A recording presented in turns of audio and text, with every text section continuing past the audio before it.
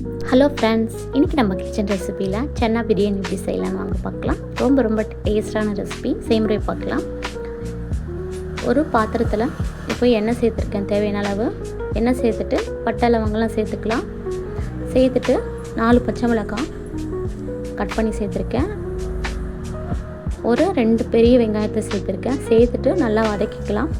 இந்த வெங்காயம் நல்லா கோல்டன் ப்ரௌன் ஆகிற வரைக்கும் நல்லா வதக்கி எடுத்துக்கணும். ரொம்ப இம்பார்ட்டன்ட். பாருங்கள், இந்த அளவுக்கு வதங்கினோடனே இஞ்சி பூண்டு பேஸ்ட்டு ஒரு 50 கிராம் சேர்த்துக்கிறேன். சேர்த்துட்டு நல்லா வதக்கிக்கலாம். பாருங்கள், நல்லா வதங்கிடுச்சு.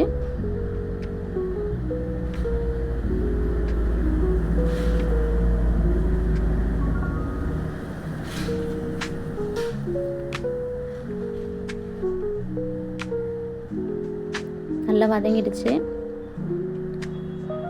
இப்போ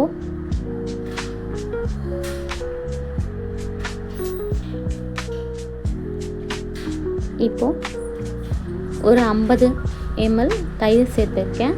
தயிர் சேர்த்துட்டு இது கூடவே தனி மிளகாய் தூள் 1 டேபிள் ஸ்பூன் சேர்த்துருக்கேன். நான் வீட்லேயே அரைச்சி வச்சுருந்தேன் கரம் மசாலா 1 டேபிள் ஸ்பூன் சேர்த்துருக்கேன். சேர்த்துட்டு நல்லா கலந்து விட்டுக்கலாம். இந்த மாதிரி நல்லா கலந்து விட்டுக்கோங்க. நல்லா எண்ணெய் பிரிஞ்சு வரணும், அந்தளவுக்கு நல்லா கலந்து விட்டுக்கோங்க. மசாலாவோட பச்சை ஸ்மெல் போகிற வரைக்கும் நல்லா வதக்கி விட்டுக்கலாம்.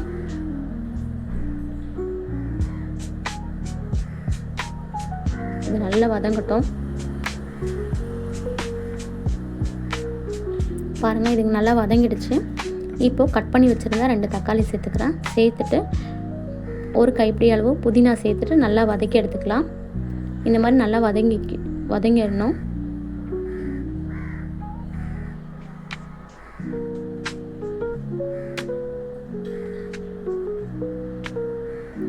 இப்போது வேக வச்சிருந்த சன்னாவை சேர்த்துக்கிறேன். 70% நல்லா வெந்திருக்கணும். பாருங்கள், நல்லா வெந்திருக்கு.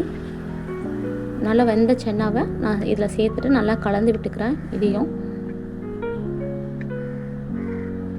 வேக வைக்கும் போது லைட்டாக உப்பு சேர்த்து வேக வச்சு எடுத்துக்கோங்க.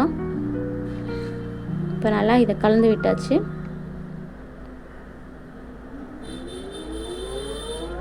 ஒரு நிமிஷம் வரைக்கும் நல்லா கலந்து விட்டுக்கலாம். லோ ஃப்ளேம்லேயே வச்சுக்கோங்க, அடி பிடிக்காமல் இருக்க. இப்போ தேவையான அளவு உப்பு சேர்த்துக்கிறேன்.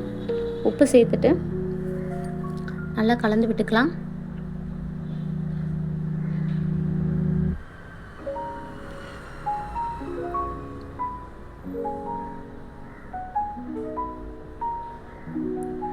இது 1 நிமிஷம் வரைக்கும் நல்லா வதங்கி வரட்டும்.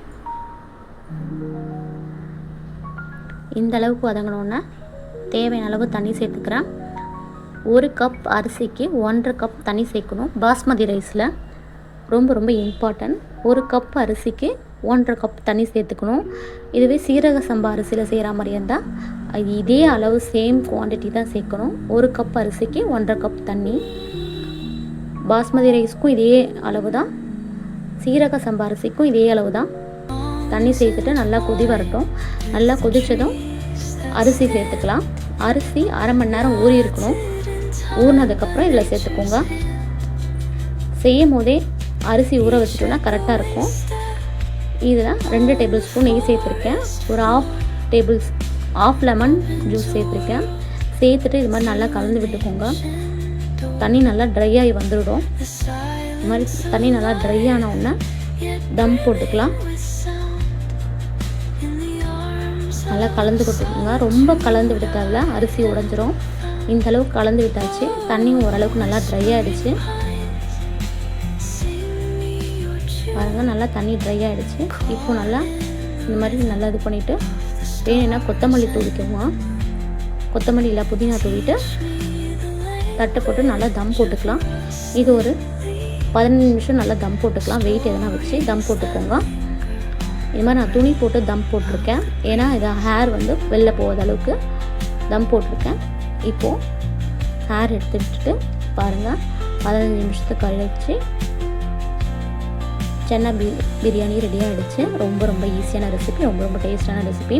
இந்த வீடியோ உங்களுக்கு பிடிச்சிருந்தா லைக் பண்ணுங்கள், ஷேர் பண்ணுங்கள், சப்ஸ்கிரைப் பண்ணிக்கோங்க.